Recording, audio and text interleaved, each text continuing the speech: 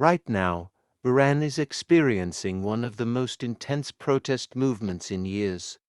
What began as merchant strikes in Tehran's historic bazaars on December 28, 2025 has spread nationwide and now includes strikes, citywide marches, and fierce clashes between protesters and security forces.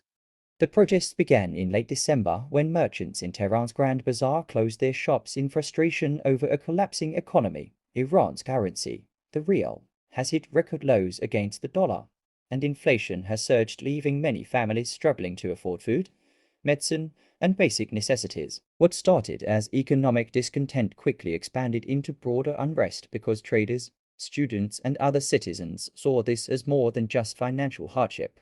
They saw systemic failures in governance and a widening gap between public expectation and reality. By January 8, 2026, protests had taken place in cities across all 31 of Iran's provinces, with hundreds of distinct protest events reported nationwide. The unrest has included demonstrations in Tehran, Shiraz, Isfahan, Kermanshah, and Kurdish regions like West Azerbaijan and Kurdistan, where strikes and civil disobedience actions have also taken place. What's also notable is that these protests are not limited to economic grievances. In some cities, demonstrators have chanted slogans demanding extensive political change, even calling for the removal of Iran's highest leadership and echoing the memory of past movements. As protests intensified, the Iranian government has responded with heavy security measures. Authorities have used tear gas, water cannons, and in some places live ammunition and metal pellets, leading to rising casualties and serious injuries.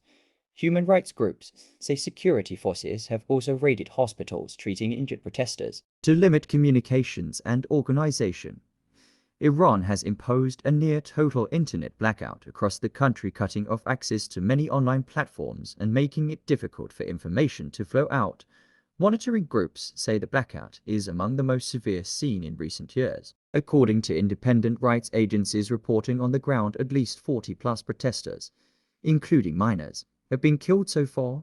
Thousands of people, including some children and university students, have been detained amid sweeping crackdowns. Internationally, Western governments, including the United States and Germany, have condemned the violence and urged restraint. At the same time, US President Donald Trump issued a warning that the US would consider serious consequences if protesters are harmed, signaling heightened global attention. Iranian officials have pushed back, blaming foreign influence and labeling demonstrators as rioters, while some state media has aired false confessions.